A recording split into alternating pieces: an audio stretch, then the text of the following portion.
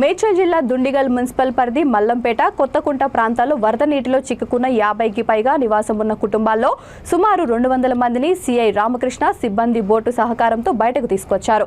3 రోజుల నుండి ఏకతాటిగా కురుస్తున్న వర్షాలకు రహదారులు జలమయమయ్యాయి. ఇళ్లలోకి భారీగా వరద నీరు ప్రవేశించడంతో ప్రజలు ఆందోళన వ్యక్తం చేశారు. సమాచారం అందుకున్న పోలీసులు, municipal commissioner Satyanarayana, MRO Padmapriya, councillor Sandhya Hanumantharao స్థానికుల సహకారంతో బాధితులను సురక్షితంగా ప్రభుత్వ పాఠశాలలకు తరలించి భోజనం తదితర సౌకర్యాలు కల్పించారు.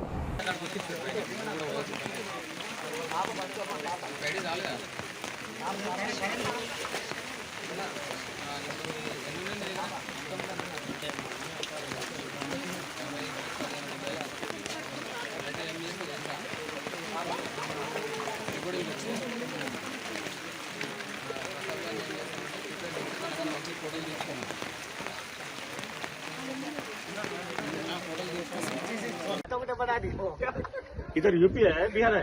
बिहार है, बिहार।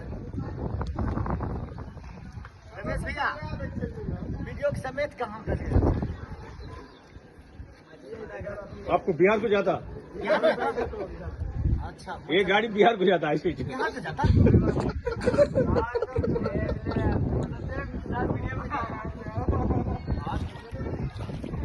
वो आदित्य नाना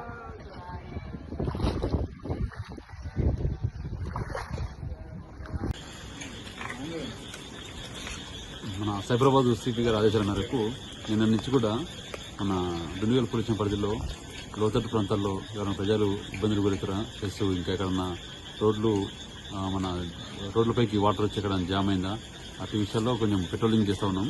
ఈరోజు ఇక్కడ మల్లంపేట కొత్తకుంట ఉంది కదా, కొత్తకుంట స్కూల్ బ్యాక్ సైడ్ ఒక 50 to 60 హౌజెస్ ఉన్నాయి.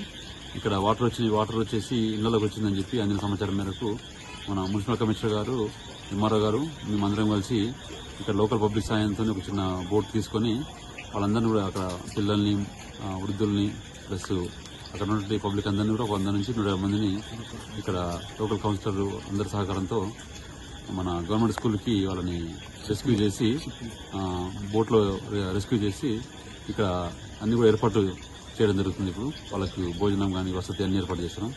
ఇంకా ఈ వాటర్ కూడా పోవడానికి తగిన ఏర్పాటు చేస్తున్నాం. వాటర్ అంతా క్లియర్ అయిన తర్వాత మళ్ళీ వాళ్ళ ఇళ్ళకి పంపిస్తాం.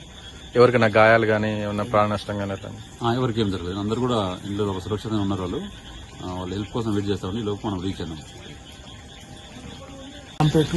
కొత్తకుంట వాటర్ బాగా వచ్చింది. అది హై స్కూల్ గ్రౌండ్, అది హై స్కూల్ దాని పక్క పైన ఒక 50 ఇళ్ళు ఉన్నాయి. 50 ఇళ్ళ దగ్గర ఆల్మోస్ట్ 200 మంది ఉన్నారు.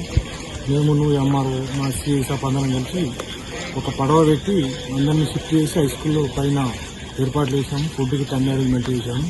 పొద్దు నుంచి ఇదే కార్యక్రమంలో ఉన్నాయి. మొత్తం ఎన్ని కుటుంబాలు ఉన్నాయి సార్? మొత్తం ఆల్మోస్ట్ 50 ఇళ్ళు, 50 కంటే దగ్గర 50 ఇళ్ళు ఉన్నాయి. 150 మంది 200 మంది ఉన్నారు అక్కడ. ఓకే, ఇప్పుడు వాళ్ళకి సదుపాయం ఎక్కడ పెట్టారు? సదుపాయం స్కూల్లో ఏర్పాటు చేశాము. ఫుడ్ లంచ్ అన్ని వాటితో ఇష్టంగా చేశాము. కంటిన్యూ ఒక 3-4 రోజులు ఇదే విధంగా పెట్టుకుని అన్ని విధాలు మేము తీసుకున్నాం. ఎలక్ట్రిసిటీ కానీ ఏది కానీ ప్రతి ఒక్కటి 24 గంటలు మా సిబ్బంది ఇల్లు ఉన్నారు. అన్ని విధాలు ఏర్పాటు తీసుకుంటున్నాం.